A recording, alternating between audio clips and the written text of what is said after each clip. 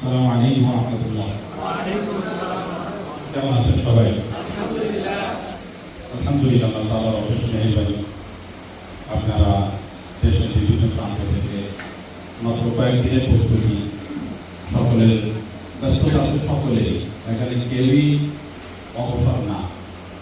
তারপরেও অধিকাংশ এখানে মাদ্রাসামুখী, মাদ্রাসায় পরীক্ষার প্রস্তুতি চলতেছে, অনেক জায়গা শুরু হয়েছে। এই এত ব্যস্ততার মধ্য দিয়েও আপনারা আমার ডাকে এখানে আসছেন, আলহামদুলিল্লাহ। আপনাদের ধন্যবাদ জানাই, মোবারকবাদ জানাই। আল্লাহ তাআলা শহীদ সালামত সকলকে আসার তৌফিক দান করছেন।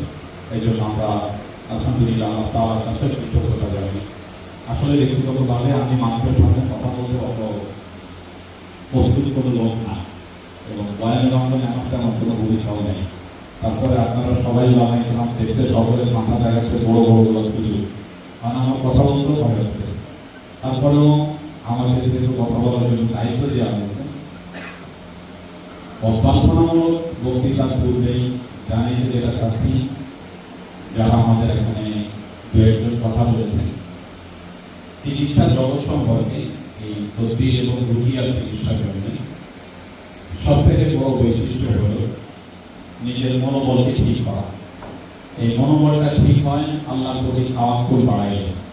এই জন্য আমার অনেক বইয়ের মধ্যে দেখবেন যে যখন আপনার মধ্যে ভয় কাজ করে অথবা মনোবল ভেঙে যায়, তখন তাওয়াক্কুলের কিছু আয়াত, যেমন এলাদুল আমরাদ এবং রুকিয়াতুল আমরাদের মধ্যে দেখবেন তাওয়াক্কুলের আয়াত দেওয়া হয়েছে।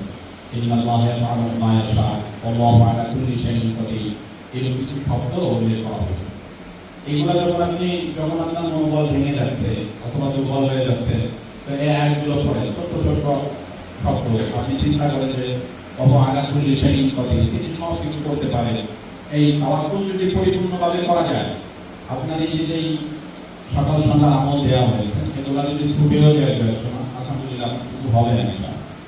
আর চিকিৎসা জগৎটাকে আসলে যেইভাবে হৃদ সন্তুষ্ট করা হয়েছে, শুধু আমাদের দেশে নয়, প্রত্যেক দেশে এমনভাবে এটাকে হৃদ সন্তুষ্ট করা হয়েছে যে যারাই এই জগতের কাজ করতে উদ্বুদ্ধ হয়, করতে চায়, মনের ইচ্ছা আছে, কিন্তু তার চতুর্পাশে যে লোকগুলো আছে এইগুলো তাকে এমনভাবে হৃদ সন্তুষ্ট করে যে এই লোক নিজ থেকেই মন ভেঙে যায়, করে যায়।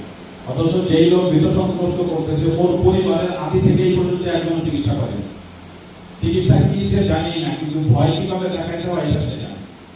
এই জন্য এই ভয়গুলো দূর করে স্বাভাবিক অবস্থায় চিকিৎসা করলে আশা করা যায় রোগীকে ফায়দা পৌঁছানো সম্ভব এবং আপনাদের এত ভয়ানক কোনো সমস্যা হবে না।